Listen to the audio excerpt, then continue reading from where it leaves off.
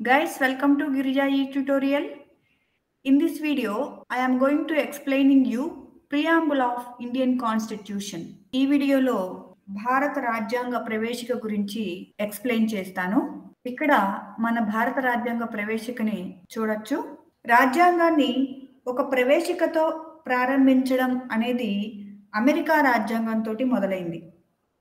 భారతదేశంతో సహా ప్రపంచంలో అనేక దేశాలు ఈ పద్ధతిని అనుసరిస్తున్నాయి.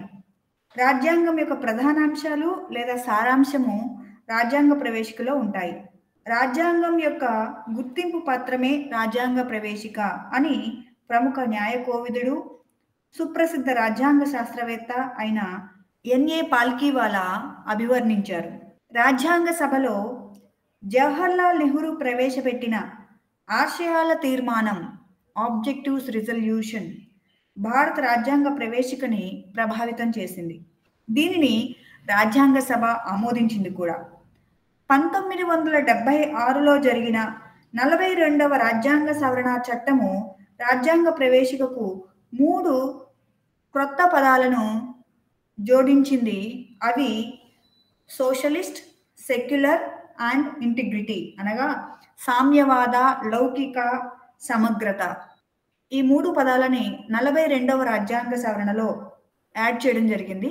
ఇక్కడ మనం చూడొచ్చు ప్రియాంబుల్ రాజ్యాంగ ప్రవేశిక. 42వ రాజ్యాంగ సవరణకి ముందు మన రాజ్యాంగ ప్రవేశిక, 42వ రాజ్యాంగ సవరణ తర్వాత రాజ్యాంగ ప్రవేశిక.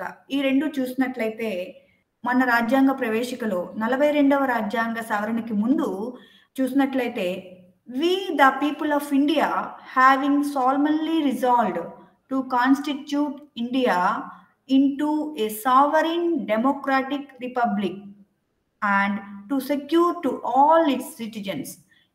ఇక్కడ చూడండి 42వ రాజ్యాంగ సవరణకి ముందు ఉన్నటువంటి ప్రవేశికలో మనకి socialist and secular and integrity అనే వర్డ్స్ మనకి ఇక్కడ కనిపించవు. అదే సవరణ తర్వాత ఉన్నటువంటి ప్రవేశికను కనుక చూసినట్లయితే మీరు ఇక్కడ చూడొచ్చు, we the people of India having solemnly resolved to constitute India into a sovereign socialist secular democratic republic and to secure all its citizens. ఈ సోషలిస్ట్, సెక్యులర్ అనే ఈ 2 పదాలని 42వ రాజ్యాంగ సవరణ తర్వాత ఉన్నటువంటి ప్రవేశికలో మనము చూడొచ్చు. అంతకు ముందు ఉన్న ప్రవేశికలో ఈ 2 వర్డ్స్ మనకు కనిపించవు. దాంతోపాటు ఇంటిగ్రిటీ అనగా సమగ్రత. సమగ్రత అనే వర్డ్ కూడా 42వ రాజ్యాంగ సవరణకి ముందు ఉన్నటువంటి ప్రవేశికలో కనిపించదు. బట్ 42వ రాజ్యాంగ సవరణ తర్వాత ఉన్నటువంటి ప్రవేశికలో ఇంటిగ్రిటీ అనే వర్డ్ని కూడా మనం గమనించవచ్చు. ఫ్రాటర్నిటీ అనే దాంట్లో assuring the dignity of the individual and the unity and integrity of the nation.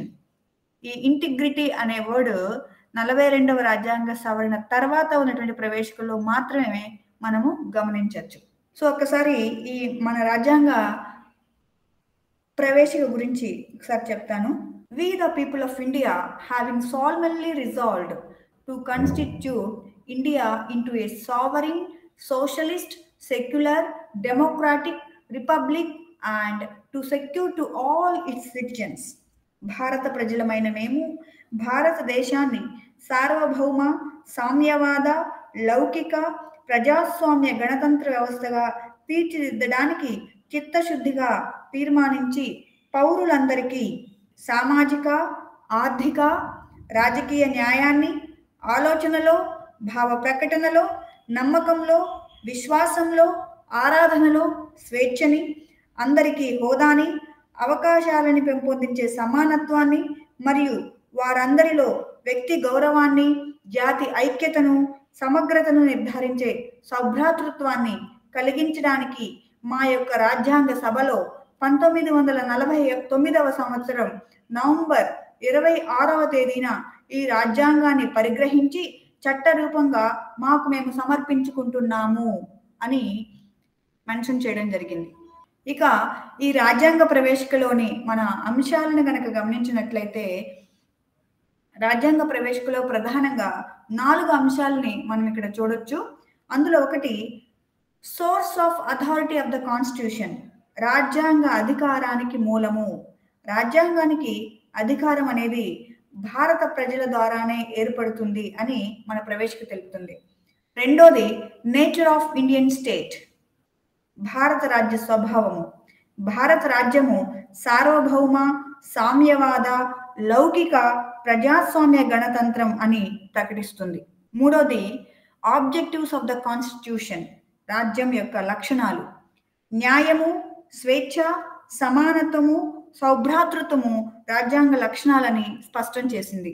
Fourth one date of adoption of the constitution, రాజ్యాంగాన్ని ఆమోదించిన తేదీ నవంబర్ 26, 1949ని మన రాజ్యాంగాన్ని ఆమోదించిన తేదీగా మనము చెప్పుకోవచ్చు. ఈ 4 అంశాలని మన రాజ్యాంగ ప్రవేశికలో మనం గమనించవచ్చు. ఇక మన రాజ్యాంగ ప్రవేశికలో ఉన్నటువంటి కొన్ని ముఖ్యమైన పదాల గురించి స్పెసిఫిక్గా డిస్కస్ చేసుకుందాము. చూసినట్లయితే మరొకసారి మన రాజ్యాంగ ప్రవేశికను చూసినట్లయితే రాజ్యాంగ ప్రవేశికలో ఉన్న కొన్ని ముఖ్యమైన పదాలు ఏంటంటే సార్వభౌమ, సామ్యవాద, లౌకిక, ప్రజాస్వామ్య, గణతంత్ర, న్యాయము, స్వేచ్ఛ, సమానత్వము, సౌభ్రాతృత్వము. ఈ పదాలని మన రాజ్యాంగ ప్రవేశికలో గమనించవచ్చు. ఈ ప్రవేశికలో ఉన్నటువంటి ప్రతి ఒక్క పదం గురించి కూడా ఇప్పుడు నేను మీకు ఎక్స్ప్లెయిన్ చేస్తాను. These are the keywords in the preamble. మన ప్రవేశికలో ఉన్నటువంటి కీవర్డ్స్, ముఖ్యమైన పదాలు: సావరీన్, సార్వభౌమత్వము; సోషలిస్ట్, సామ్యవాదము; సెక్యులర్, లౌకిక; డెమోక్రాటిక్, ప్రజాస్వామ్యము; రిపబ్లిక్, గణతంత్రము; జస్టిస్, న్యాయము; లిబర్టీ, స్వేచ్ఛ; ఈక్వాలిటీ, సమానత్వము; ఫ్రాటర్నిటీ, సౌభ్రాతృత్వం. ఇప్పుడు ఇందులో ఉన్నటువంటి ప్రతి పదం గురించి కూడా ఎక్స్ప్లెయిన్ చేసుకుందాము. అందులో మొట్టమొదటిది సావరీన్, సార్వభౌమ. సార్వభౌమ అనే పదము భారతదేశం ఒక స్వతంత్ర రాజ్యము అని చెప్తుంది. అది ఏ ఇతర రాజ్యానికి ఆశ్రిత రాజ్యము కాదు. అంతేకాక దేనికి అధినివేశ రాజ్యం కూడా కాదు. అంటే భారత స్వాతంత్ర చట్టము 1947లో అమల్లోనికి రాకముందు భారతదేశము ఒక ఆశ్రిత రాజ్యంగా బ్రిటిష్ సామ్రాజ్యం కింద ఉండేది. ఆగస్టు 15, 1947 నుండి జనవరి 26, 1950 వరకు భారతదేశము బ్రిటిష్ కామన్వెల్త్ ఆఫ్ నేషన్స్ కింద అధినివేశ రాజ్యంగా, అంటే డొమినియన్ కంట్రీగా ఉండేది. జనవరి 26, 1950న భారతదేశము సార్వభౌమ గణతంత్రంగా ఏర్పడటంతో బ్రిటిష్ డొమినియన్ నుంచి వైదొలిగింది. అయితే 1956 వరకు పాకిస్తాన్ మాత్రం బ్రిటిష్ డొమినియన్లోనే ఉండేది. కాబట్టి ఈ సార్వభౌమ అనే పదము భారతదేశము ఒక స్వతంత్ర రాజ్యము అని మనకి తెలియపరుస్తుంది. దేశంలోని సమస్త వ్యక్తులపైన, సంస్థలపైన అధికారము, విదేశీ ప్రాబల్యం లేని అధికారము భారతదేశానికి ఉందని ఈ పదము వ్యక్తపరుస్తుంది. 1949లో భారతదేశము కామన్వెల్త్ సభ్యరాజ్యంగా కొనసాగుతానని ప్రకటించింది. ఈ కామన్వెల్త్కు బ్రిటిష్ రాజు లేక రాణి అధికారంగా ఉంటారు. అయినప్పటికీ దీనివల్ల భారతదేశ సార్వభౌమాధికారానికి ఎటువంటి ఆటంకము లేదు. ఇంతేగాక ఐక్యరాజ్య సమితిలో భారతదేశము ఒక సభ్యరాజ్యం. దీనివల్ల కూడా భారతదేశ సార్వభౌమాధికారంపై ఎటువంటి ప్రభావము లేదు.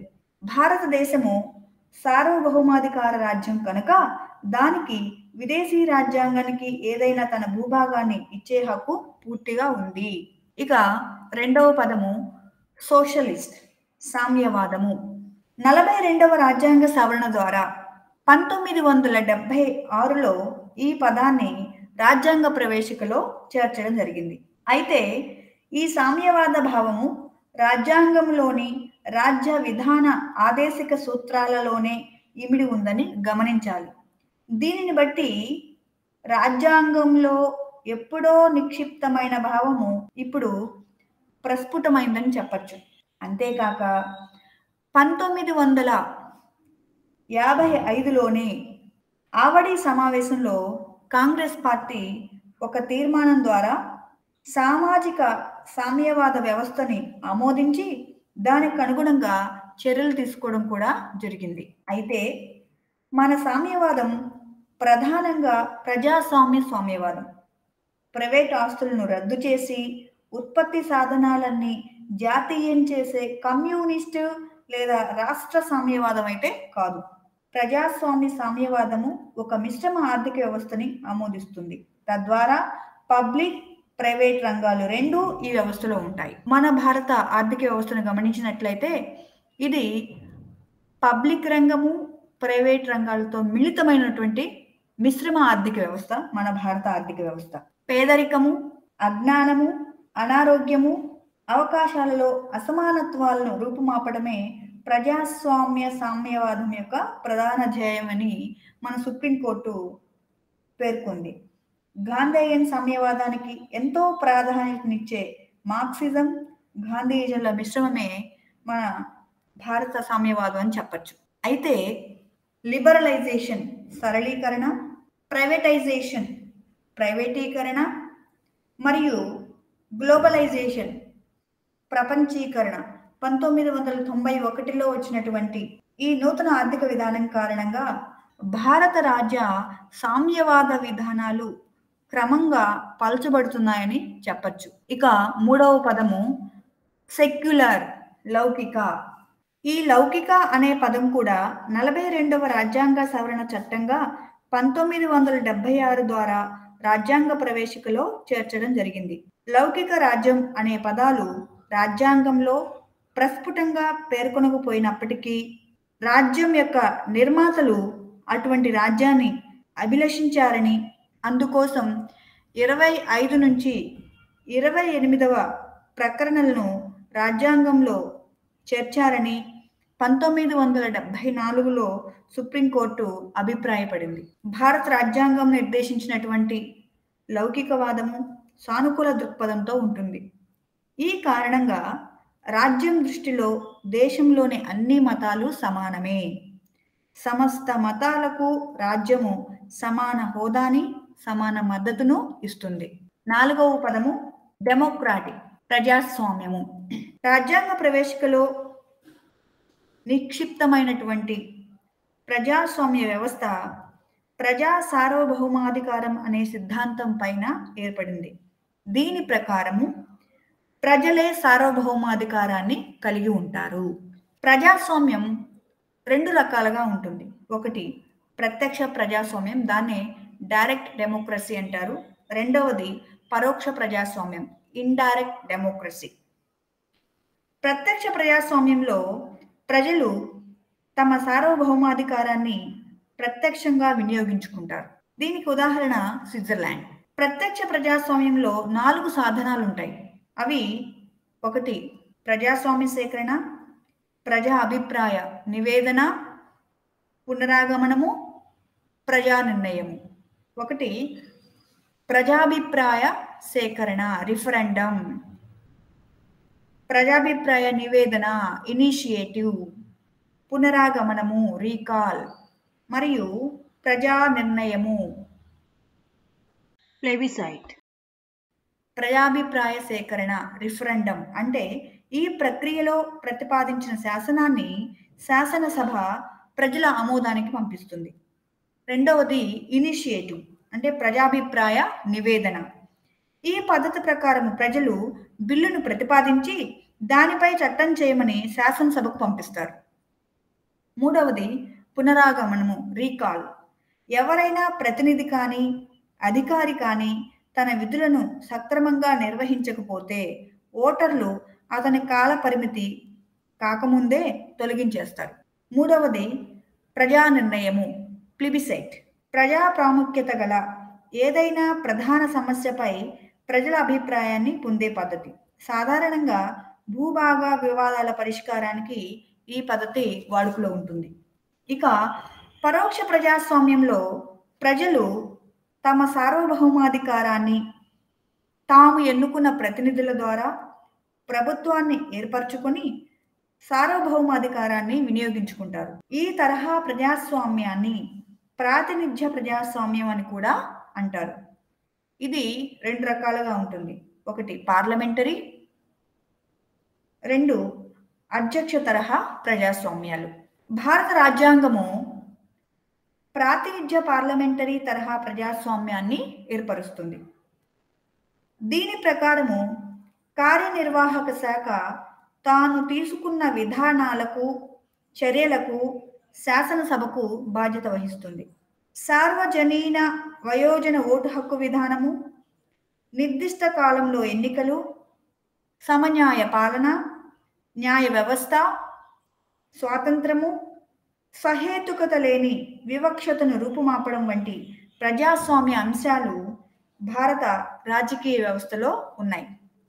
ప్రవేశికలో ఉన్న ప్రజాస్వామ్య అనే పదము రాజకీయ ప్రజాస్వామ్యానికే కాక సామాజిక, ఆర్థిక ప్రజాస్వామ్యానికి కూడా వర్తిస్తుంది. నవంబర్ 25, 1949 నాడు రాజ్యాంగ సభలో డాక్టర్ బిఆర్ అంబేద్కర్ రాజ్యాంగ సమావేశ ముగింపు సందర్భంగా పై చెప్పిన విషయాన్ని ఈ విధంగా విశ్లేషించారు.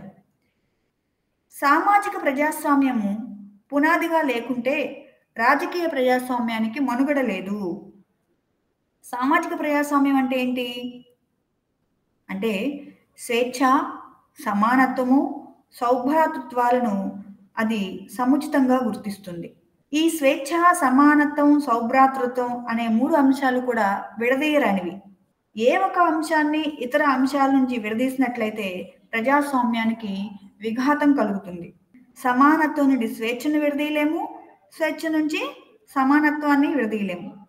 అలానే సౌభ్రాతృత్వం నుండి స్వేచ్ఛని, సమానత్వాన్ని విడదీయలేము. సమానత్వం లేకపోతే స్వేచ్ఛ కొద్ది మంది చేతిలో మాత్రమే కేంద్రీకృతమై ఉంటుంది.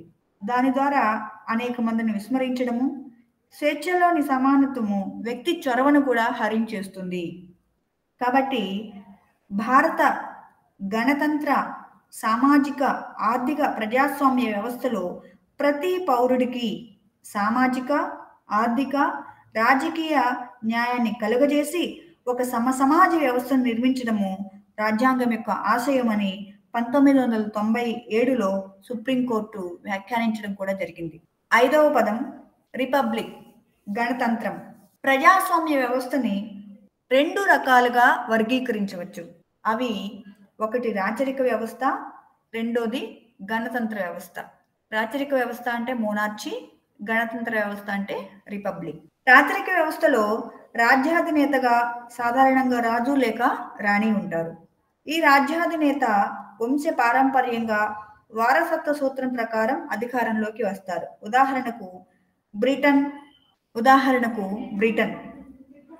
గణతంత్ర వ్యవస్థలో రాజ్యాధినేత ఒక నిర్దిష్ట కాల పరిమితికి ప్రత్యక్షంగా కానీ లేదా పరోక్షంగా కానీ ఎన్నికవుతారు. ఉదాహరణకి అమెరికా. కనుక భారత రాజ్యాంగ ప్రవేశికలో ఉన్న గణతంత్రం ప్రకారం రాష్ట్రపతిగా పేర్కొనబడిన మన దేశాధ్యక్షుడు ఎన్నిక ద్వారా అధికారంలోనికి వస్తారు. 5 సంవత్సరాలు నిర్ణీత కాలము ఈయన అధికారంలో ఉంటారు. ఇతను పరోక్ష పద్ధతిలో ఎన్నుకుంటారు. గణతంత్రము అనే భావనలో ఇంకా 2 అంశాలను మనం గమనించవచ్చు. ఒకటి, రాజకీయ సార్వభౌమాధికారము ప్రజలలో నిక్షిప్తంగా ఉండడము, అంటే రాజు లేదా ఏ వ్యక్తిలో ఈ అధికారము లేకపోవడం. రెండోది, రాజ్యంలో ఎటువంటి ప్రత్యేక హక్కులు గల వర్గము లేకపోవడం, అనగా పౌరుల మధ్య ఎటువంటి విచక్షణ ఉండదు, అనగా హక్కులు అనేవి అందరికీ సమానంగా వర్తిస్తాయి. 6వ పదము జస్టిస్, న్యాయము. రాజ్యాంగ ప్రవేశికలోని న్యాయము అనే లక్ష్యంలో 3 అంశాలు ఉన్నాయి. అవి సామాజిక న్యాయము అంటే సోషల్ జస్టిస్, ఆర్థిక న్యాయము ఎకనామిక్ జస్టిస్, మరియు రాజకీయ న్యాయము పొలిటికల్ జస్టిస్. ప్రాథమిక హక్కులు ఆదేశిక సూత్రాల్లోని అనేక ప్రకరణల ద్వారా వీటిని సాధించుకోవచ్చు. కులము, వర్ణము, జాతి, మతము, లింగము వంటి సామాజిక వివక్షతలు లేకుండా పౌరులందరికీ సమాన ఆదరణను కలిగించడమే సామాజిక న్యాయము. సమాజంలో ఏ వర్గానికి ప్రత్యేక హక్కులు లేకుండా చేయడము, వెనుకబడిన తరగతుల వారికి అనగా ఎస్సీ, ఎస్టీ, ఓబీసీ మరియు స్త్రీలకు అవసరమైన ప్రత్యేక సదుపాయాలను రక్షిత విచక్షణ ద్వారా కలిగించడము సామాజిక న్యాయం యొక్క ప్రధాన ధ్యేయం. ఆర్థిక స్థితుల కారణంగా ప్రజల మధ్య ఎటువంటి వివక్షత చూపకపోవడమే ఆర్థిక న్యాయం. ప్రజల మధ్య సంపద, ఆదాయము, ఆస్తి వంటి విషయాల్లో విపరీతమైన అసమానత్వాన్ని రూపుమాపడము సామాజిక న్యాయ సాధనలో ప్రధానమైన విషయం.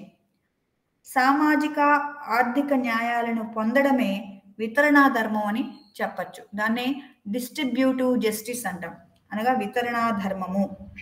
పౌరులందరూ సమాన రాజకీయ హక్కులను పొందడము, ప్రభుత్వ ఉద్యోగాలలో సమాన అవకాశాలు కలిగి ఉండడము, ప్రభుత్వాన్ని విమర్శించడంలో సమాన హక్కులు ఉండడం వంటివి రాజకీయ న్యాయంలో ఉంటాయి. సామాజిక, ఆర్థిక, రాజకీయ న్యాయం అనే ఈ 3 అంశాలు న్యాయ భావనని రష్యన్ విప్లవం నుంచి గ్రహించడం జరిగింది. 7వ పదము లిబర్టీ, అనగా స్వేచ్ఛ. వ్యక్తుల వ్యవహారాలపై పరిమితులు విధించకపోవడము, వ్యక్తిత్వ వికాసానికి, అభివృద్ధికి తగిన అవకాశాలను కలుగజేయడమే స్వేచ్ఛ యొక్క పరమార్థం. ఆలోచనలో, భావ ప్రకటనలో, నమ్మకంలో, విశ్వాసంలో, ఆరాధనలో పౌరులందరికీ స్వేచ్ఛ ఉంటుందని ప్రవేశికలో పేర్కొనడం జరిగింది. ప్రాథమిక హక్కుల ద్వారా గుర్తింపబడిన ఈ స్వేచ్ఛలకు భంగం జరిగిన పక్షంలో న్యాయస్థానం వీటిని రక్షిస్తుంది. అనగా న్యాయస్థానం ద్వారా న్యాయస్థానాన్ని ఆశ్రయించి రక్షణ పొందవచ్చు. రాజ్యాంగ ప్రవేశికలో ప్రముఖంగా ప్రస్తావించబడిన స్వేచ్ఛ భారత ప్రజాస్వామ్య వ్యవస్థకు, దానిని విజయవంతంగా నిర్వహించడానికి దోహదం చేస్తుంది. అయితే ఎవరిష్టం వచ్చినట్లుగా వాళ్ళు ప్రవర్తిస్తే దాన్ని స్వేచ్ఛ అనం. స్వేచ్ఛని ఎప్పుడు కూడా ఒక లైసెన్స్గా భావించరాదు.